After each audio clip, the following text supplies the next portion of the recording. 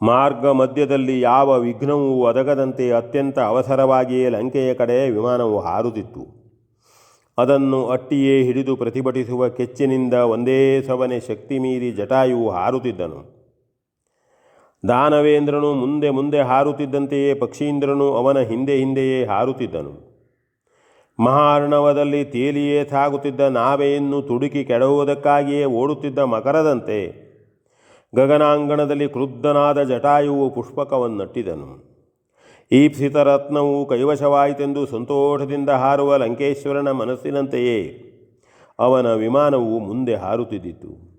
ಶ್ರೀರಾಮನ ಭಾಗ್ಯರತ್ನವೇ ಅಪಹೃತವಾಯಿತೆಂದು ಸಂತಾಪದಿಂದ ಕೆರಳಿದ್ದ ಜಟಾಯುವಿನ ಮನಸ್ಸಿನಂತೆಯೇ ಅವನ ಗತಿಯು ಆ ಪುಷ್ಪಕವನ್ನಟ್ಟಿತು.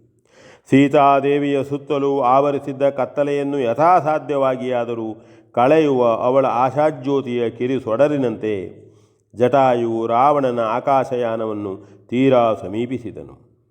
ವಿಮಾನದ ಕೆಳಭಾಗದಲ್ಲಿಯೇ ನುಗ್ಗಿ ಅದನ್ನು ಹೊತ್ತೇ ತಿರುಗಿದೇನು ಎಂದೊಮ್ಮೆ ಆಲೋಚಿಸಿದ ಜಟಾಯುವಿಗೆ ತತ್ಕ್ಷಣ ಹಾರುವ ವಿಮಾನವು ಮತ್ತು ಮೇಲೆಯೇ ಹಾರಿಬಿಟ್ಟರೆ ತನ್ನ ಶ್ರಮವು ನಿರರ್ಥಕವಾಗುವುದೆಂದು ಕಂಡಿತು.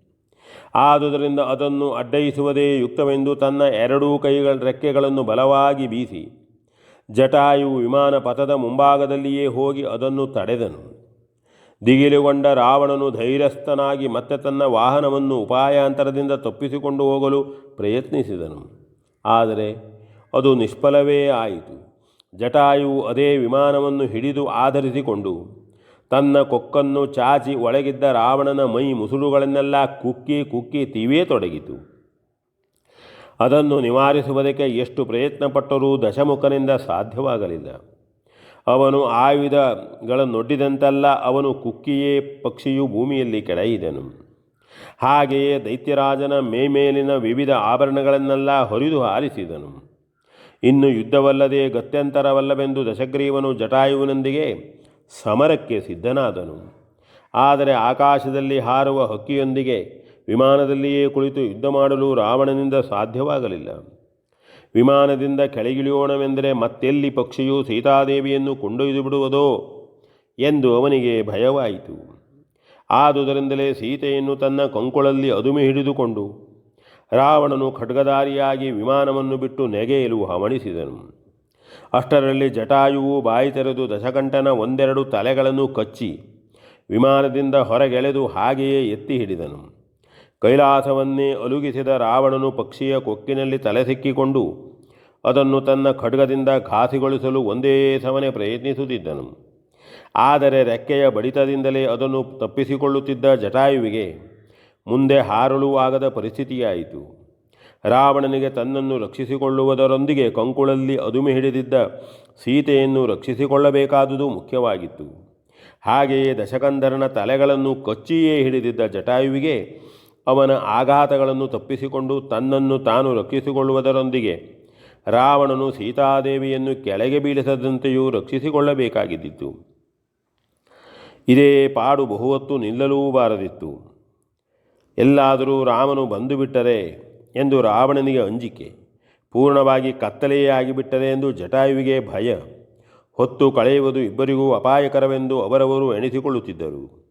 ಹೇಗಾದರೂ ಸೀತೆಯನ್ನು ಸುರಕ್ಷಿತವಾಗಿ ರಾವಣನ ಕೈಯಿಂದ ಬಿಡಿಸಿದರೆ ಸಾಕೆಂದು ಜಟಾಯುವು ತಂದಿರುವ ಸೀತೆಯೊಂದಿಗೆ ಹೇಗಾದರೂ ಈ ಪಕ್ಷಿಯ ಕಾಟವನ್ನು ತಪ್ಪಿಸಿಕೊಂಡು ಹೋದರೆ ಸಾಕೆಂದು ರಾವಣನು ತಮ್ಮಲ್ಲಿ ಆಲೋಚಿಸುತ್ತಿದ್ದರು. ಹಿಂದೆ ಪರ್ವತಗಳೆಲ್ಲ ತಮಗಿದ್ದ ರೆಕ್ಕೆಗಳ ಬಲದಿಂದ ಸ್ವೇಚ್ಛೆಯಾಗಿ ಅಲ್ಲಲ್ಲಿ ಹಾರಿ ನಿಲ್ಲುತ್ತಿದ್ದವಂತೆ. ಲೋಕನರ್ಥಕಾರಿಯಾದ ಈ ಪರ್ವತಗಳ ಗತಿಯನ್ನು ನಿಲ್ಲಿಸುವುದಕ್ಕಾಗಿ ಮಹೇಂದ್ರನು ಅವುಗಳ ರೆಕ್ಕೆಗಳನ್ನೆಲ್ಲ ತನ್ನ ವಜ್ರಾಯುಧದ ಮೂಲಕ ಛೇದಿಸಿದ್ದನಂತೆ. ಬೆಟ್ಟಗಳ ಮೇಲೇರಿಯೇ ಅವನು ಆ ಕಾರ್ಯವನ್ನು ಸಾಧಿಸಿದನಂತೆ. ಹಾಗೆಯೇ ಏನಾದರೂ ಒಮ್ಮೆ ಮಾಡಿ ಈ ಪಕ್ಷಿಯ ಮೇಲೇರಿ ಇದರ ರೆಕ್ಕೆಗಳನ್ನು ತುಂಡರಿಸಬೇಕೆಂದು ರಾವಣನು ಹವಣಿಸಿದನು. ಹಿಂದೆ ಗಜಕಚ್ಚಪಗಳು ಒಂದನ್ನೊಂದು ಹಿಡಿದು ಹೊಯ್ದಾಡುತ್ತಿದ್ದಾಗ ಅವೆರಡೂ ತನ್ನ ಆಹಾರವೆಂದು ಕಶ್ಯಪರಿಂದ ಸೂಚಿಸಲ್ಪಟ್ಟಂತೆ ಗರುಡನು ಅವೆರಡನ್ನು ಮೆಟ್ಟಿ ಹಾಗೆಯೇ ಎತ್ತಿಕೊಂಡು ಅಂತರಿಕ್ಷಕ್ಕೆ ನೆಗೆದು ಬಹುದೂರ ಹಾರಿ ಕೆಳಗಿಳಿದು ನಗ್ರೋಧವಕ್ಷವೆಂಬ ರೆಂಬೆಯ ಮೇಲೆ ಕುಳಿತನಂತೆ. ಆಗ ಆ ಕೊಂಬೆಯು ಈ ಭಾರಕ್ಕೆ ಮುರಿಯತೊಡಗಿತಂತೆ. ಆ ರೆಂಬೆಯಲ್ಲಿ ತಮ್ಮ ಕಾಲುಗಳನ್ನು ಜೋಡಿಸಿ ಹೊಂದಿಸಿಕೊಂಡು ತಮ್ಮ ತಲೆಗಳನ್ನು ಕೆಳಗೆ ಮಾಡಿ ವಾಲಖಿಲ್ಯರೆಂಬ 60,000 ಮಂದಿ ಮಹಾತಪಸ್ವಿಗಳು ತಪೋನಿರತರಾಗಿದ್ದರಂತೆ. ಗರುಡನು ಕುಳಿತಾಗ ಮುರಿಯತೊಡಗಿದ ಮರದ ರೆಂಬೆಯು ಅವನು ಅಲ್ಲೇ ಕುಳಿತರೂ ಮತ್ತೆ ಮೇಲೆದ್ದರೂ ಪೂರ್ಣವಾಗಿ ಮುರಿದು ಅದನ್ನಾಶ್ರಯಿಸಿದ್ದ ತಪಸ್ವಿಗಳು ಘಾಸಿಯಾಗುವಂತಿದ್ದರಂತೆ. ಇದನ್ನರಿತ ಗರುಡನು ತನ್ನ ಕೊಕ್ಕಿನಲ್ಲೇ ಆ ರೆಂಬೆಯನ್ನು ಕಚ್ಚಿ ಆಧರಿಸಿ ಹಿಡಿದು ಅದು ಮುರಿದಾಗ ಮೆಲ್ಲನೆ ಹಾಗೆಯೇ ಹಾರಿ ದೂರ ಕೊಂಡೊಯ್ದು ತಪಸ್ವಿಗಳಿಗೆ ಭಂಗ ಉಂಟಾಗದಂತೆ ಮಾಡಿದ್ದನಂತೆ.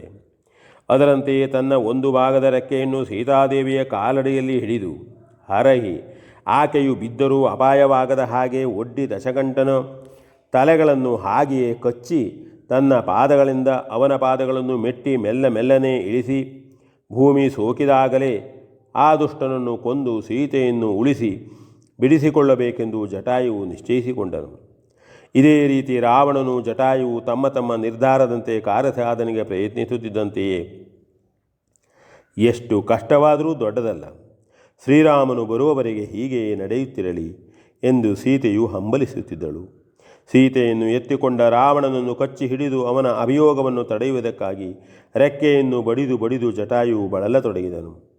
ಪಕ್ಷಿಯ ಕೊಕ್ಕಿನಲ್ಲಿ ತಲೆಗಳನ್ನು ಸಿಕ್ಕಿಸಿಕೊಂಡು ಸೀತೆಯನ್ನು ಕಂಕುಳಲ್ಲಿ ಅದುಮಿ ಹಿಡಿದುಕೊಂಡು ಪಕ್ಷಿಯ ನಾಶನಕ್ಕಾಗಿ ಒಂದೇ ಸಮನೆ ಖಡ್ಗವನ್ನು ಬೀಸಿಕೊಂಡು ರಾವಣನು ಆಯಾಸಗೊಂಡನು. ರಕ್ಕಸನ ನಿರ್ಬಂಧಕ್ಕೆ ಸಿಕ್ಕಿ ಅದರಿಂದ ತನ್ನನ್ನು ಬಿಡಿಸಿಕೊಳ್ಳುವ ಪಕ್ಷಿಯ ರೆಕ್ಕೆ ಬಡಿದಾಟದ ಗಾಳಿಗೆ ಉಸಿರಾಡಲಾರದೆ ಮೊದಲೇ ಕಂಗೆಟ್ಟಿದ್ದ ಸೀತೆಯು ಬಳಲಿ ಬೆಂಡೆಯಾಗಿದ್ದಳು. ಹೀಗೆ ಸೀತೆಯು ರಾವಣನ ಕಂಕುಳಲ್ಲಿ, ಆ ಪಕ್ಷಿಯು ತನ್ನ ರೆಕ್ಕೆಯ ಬಡಿದಾಟದಲ್ಲಿ ಅವಲಂಬನವನ್ನು ಪಡೆದಿದ್ದರು. ಸೀತೆಗೂ ರಾವಣನಿಗೂ ಅವರವರ ಕಷ್ಟವೇ ಅವಲಂಬನವಾಗಿದ್ದರೆ ಜಟಾಯುವಿಗೆ ಆ ಅವಲಂಬನವೇ ಕಷ್ಟವಾಗಿದ್ದಿತು. ಹುಟ್ಟಿನಿಂದಲೇ ಹೊಂದಿದ್ದ ಸಾವನ್ನು ಬಿಡಲಾಗದ ಜೀವದಂತೆ ರಾವಣನು ಜಟಾಯುವು ತಮ್ಮ ತಮ್ಮ ಮೃತ್ಯುಮುಖಗಳನ್ನು ಕ್ರಮವಾಗಿ ಕೈಬಾಯಿಗಳಲ್ಲಿ ಅದುಮಿ ಹಿಡಿದುಕೊಂಡಿದ್ದರು. ರಾವಣನು ದುರ್ಬುದ್ಧಿಯಿಂದಲೇ ತನ್ನ ಕೇಡನ್ನು ತಾನಪ್ಪಿಕೊಂಡರೆ ಜಟಾಯುವು ಸದ್ಬುದ್ಧಿಯಿಂದಲೇ ಅದನ್ನು ತಂದುಕೊಳ್ಳಲು ಸಿದ್ಧನಾಗಿದ್ದನು. ಬಿರುಗಾಳಿ ಬೀಸುವಂತೆ ಜಟಾಯುವು ರೆಕ್ಕೆ ಬಡಿದನು. ಅದನ್ನೇ ತಿನ್ನುವ ಹೆಡೆಬಿಚ್ಚಿದ ಮಹೋಗರಗನಂತೆ ದಶಮುಖನು ಉಸು ಹುಟ್ಟಿದ್ದನು. ಆದರೆ ವಿಷಗಾಳಿಯನ್ನೇ ಸೇವಿಸುವಂತೆ ಸೀತೆಯು ಮಾತ್ರ ತತ್ತರಿಸುತ್ತಿದ್ದಳು. ವಿ ಎನ್ ಭಾಗವತ್ ಬರಬೇಡಿ.